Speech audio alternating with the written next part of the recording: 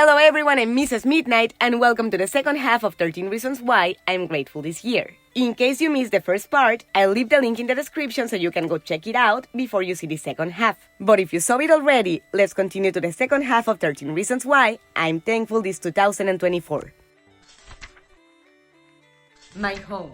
In this house, when I first saw it, it was in video calls, video chatting with my husband, but that back then he was not even my fiancé, my boyfriend at that time. And I only saw the house on the video call and trying to imagine it, like how would it look actually being there, because when you're in a video call, you do see the house as it is, but in a panoramic view. It's not quite the same as actually being there. And have the dream come true that beautiful house that I used to see with Nate in the video calls and the beautiful fire pit in the backyard where I was dying to snuggle up to him one day actually became my home. I just can't believe it, you know? I know it is true and I'm grateful for it, but it's almost surreal. It feels like a dream sometimes because I never would have actually thought back then when we were video chatting at the beginning of the relationship that we were gonna actually pull off and do everything that is taking for our life together to be possible. But damn, is it not beautiful to be able to drink a cup of coffee with him, or to roast marshmallows by the fire pit, or to just snuggle up to him on the couch. Actually, this blanket that you see here, Nate got it out the other day because he figured it's super cold here lately. It's gonna be like that for the next couple months, so you get cold in the night when I'm not here, you can grab the blanket and get warm. And details like those are precisely what make this place not only a house where I can live and shelter from the cold, but also a home where I have a family that I care about and worry about, but that they also care about and worry about me and my well-being, and that they work to make it possible.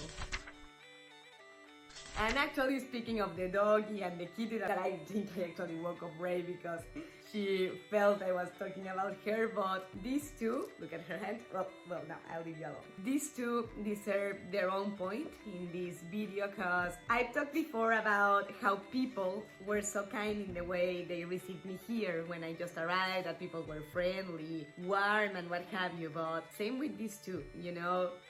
Waffle from the minute one, he was pouring and letting me pamper him and what have you, and Ray, she has anxiety because she was abused and what have you, so she's nervous. And at the beginning, that when I arrived, she would cower down when I would reach out to pet her, and seeing that in relatively so little time, she got used to me and she feels safe with me to do things like this, snuggle this way and head bump me, things that I see her do with Nate. It fills my heart with joy because with all the depressive and destructive suicidal thoughts that I get here and there, when I see things like being so pure as animals, like dogs and cats, feeling affection for me, feeling comfortable with me, feeling safe with me, makes me think, you know what, perhaps working on enjoying my life is actually worth doing.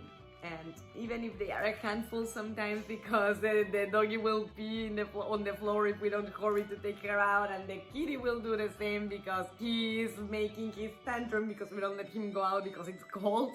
But even so, they are our family, and same way as Alex is my son, my stepson technically, but for me, my son. These two are my daughter and son as well. Furry, but still they are.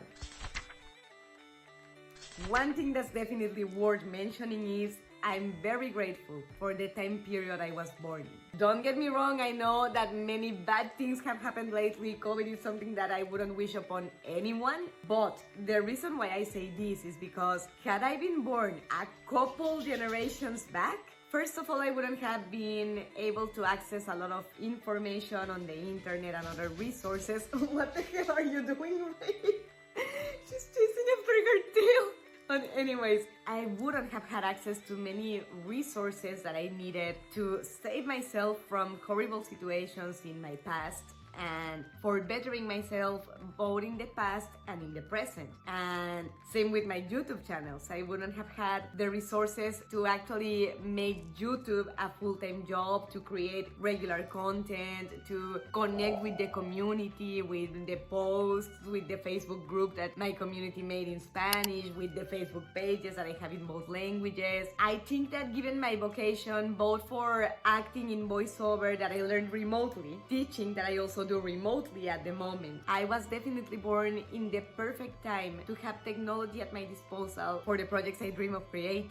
And not only the pragmatical part of things or the working part of things, but also in the personal side of things. Had it not been for the era, the time that I was born in, perhaps I wouldn't have even been able to meet Nathan, you know? I mean, think it through. A year ago, a little less than a year ago, we live in different countries. And from 2020 and back, like a couple years away from now, we didn't even know of each other's existence, you know? And hadn't it been for technology and Facebook and us connecting through a group of mutual interests, we would have never met each other. So I was not aware of how important timing was for these kinds of things. But I'm definitely infinitely grateful for the way timing played for Nathan and me.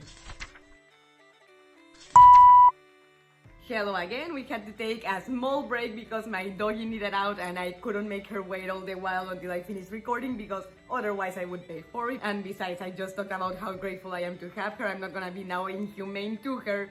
But anyways, continuing with our count of the 13 reasons why I'm grateful this year, definitely one of them would be, oh, hold on, I now need to open the door for the kitty.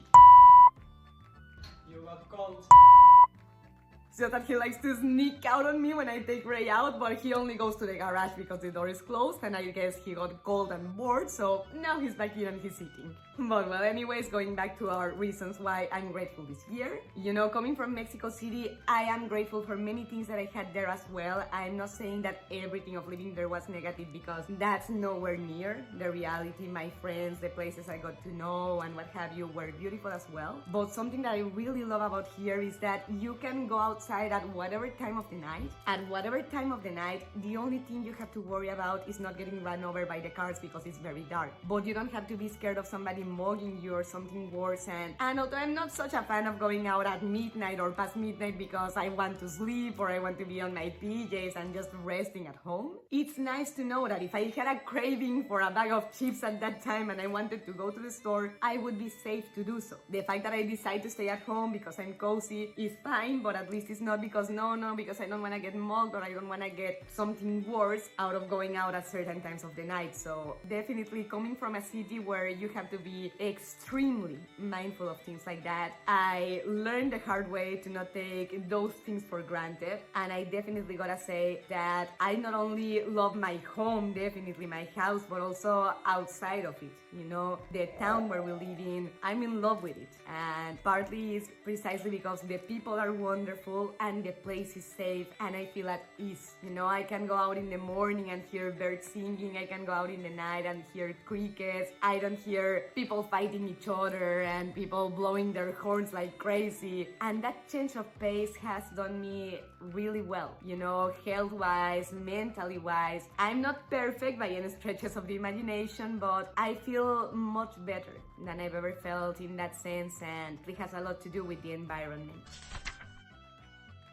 My past jobs that, as much as I didn't like working in call centers, made it possible for me to have the resources to start over after a bad breakup and later on down the road have the opportunity to start my life with Nate. And thinking it through, not only the jobs that I didn't like but gave me the resources, but also even the past relationship that I broke up from in 2022. Yeah, back then it hurt like nothing I felt before. I mean, yeah, I've been in more dangerous and more dramatic situations than that, but it was a pain I can't describe at the moment, but I pretty much felt like when Ron Weasley says in The Prisoner of Azkaban, when the Dementors attack the train, or well, come into the train, that he felt that the joy in the world was gone, like he would never be happy again. I remember feeling like that back then when I broke up with my ex, and I never thought I would ever give love another chance because of how bad it hurt losing it.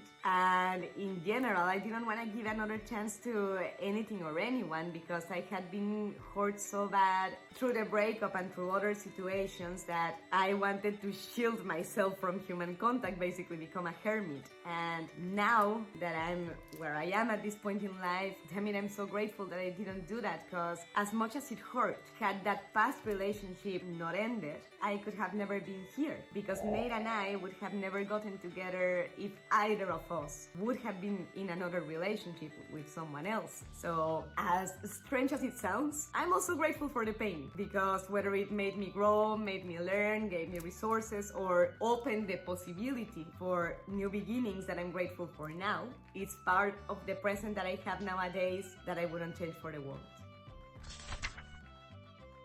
And as a cherry on top of the cake, my last point of this countdown of things I'm grateful for this year would be my craziness. Yes, crazy as it may sound, I am grateful for having been totally nuts in many senses because many things that I did this year, I know more than one person, perhaps even people that are watching me at this moment would think, wow, I would have never done that. Like meet a person that you met on the internet, move to a different country, and many things, also become a YouTuber full time, and so on. But thanks to that craziness and the passion that comes with it, I have the push that makes me a Slytherin precisely of the ambition, but in my case not ambition for wanting millions of dollars or whatever currency you can think of, but ambition of wanting more from life than what's easily handed to me, you know, because of my marriage, because of my channels and my community, because of my friends, because of my classes, because of the progress with my sickness, that for having MS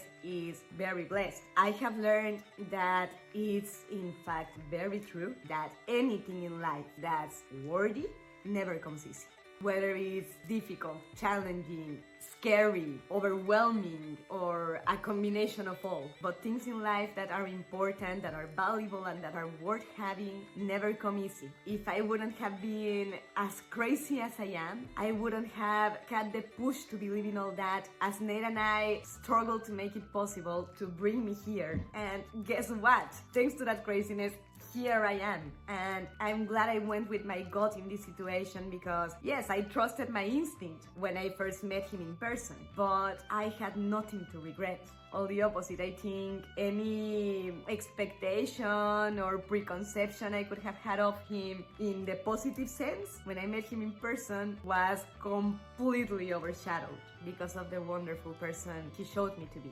And same with the channels, you know, back when I started with YouTube in 2019, with the bilingual channel, Mrs. Midnight was Spanish and English at once, just imagine that. I would have never thought that my 3 subscribers that I began with would grow to where I am at this point. And yes, I am far away from the big channels that have thousands or even millions of subscribers, but that will come in time, same as my current success has come in time. And again, I think at least a part of that I owe to my craziness that on one hand allows me to be creative and think of ideas of content for you here in the channel in Spanish and in the secondary channels, and on the other hand made me actually believe it was possible to make this a way of living eventually. And yes, there's a long way to run still in that aspect as well, but every step given is a step closer. And YouTube has this beautiful way to congratulate you for your achievements when you reach certain goals with the platform, and that makes me feel not only inspired and joyful, but also assured that what I'm doing is crazy, but not in the sense of lacking foundation. It's crazy because it's hard and it's a constant work. If one entire week you decide not to work on your channels, the next 2-3 weeks you see it on the results of what you can publish, what you can do, and the repercussions on the audience. But same way, when you work constantly, when you're there every week on the streamings, interacting with the audience, connecting, even making new friends and what have you, you also see the results on the analytics of the channel, of the videos, and it's beautiful because it's a gorgeous way for the world to tell you what you're doing is valuable. It's interesting, it's entertaining, it's fun. We want more of it.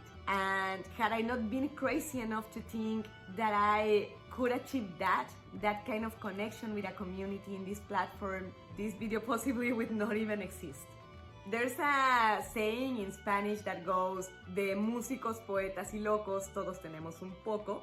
That could be translated like, from musicians, poets, and crazies, we all have a little.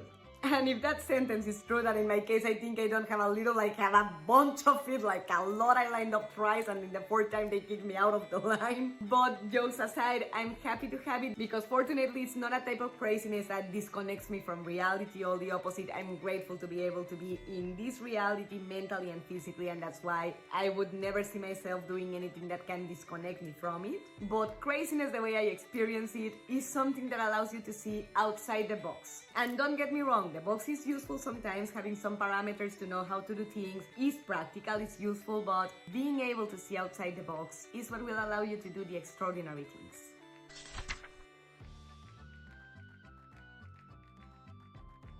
But well, since the furry babies went to sleep now, I think this is a good time to tell you that this would be all for today, Midnighters, or tonight technically since it's midnight here. I hope you enjoyed this list of 13 reasons why I'm grateful this year. And if you would like to share your reasons with me, don't forget to tell me in the comments, that I always love to read you. And late as I am to say it, I hope everybody had a wonderful Thanksgiving, that you were able to spend it with your loved ones, with your family, friends, or with whomever you like to spend it. And happy Thanksgiving to all the Midnighter community. If you like this video and would like a story time about how my first Thanksgiving in USA was like, let me know in the comments, and don't forget to leave me a thumbs up, subscribe to the channel, and click on the bell so YouTube lets you know when I upload the next video or when I do the next streaming. And if you have friends that could enjoy or like this content, I always appreciate whenever you share. Mrs. Midnight loves you and hopes to see you next time. Mischief managed.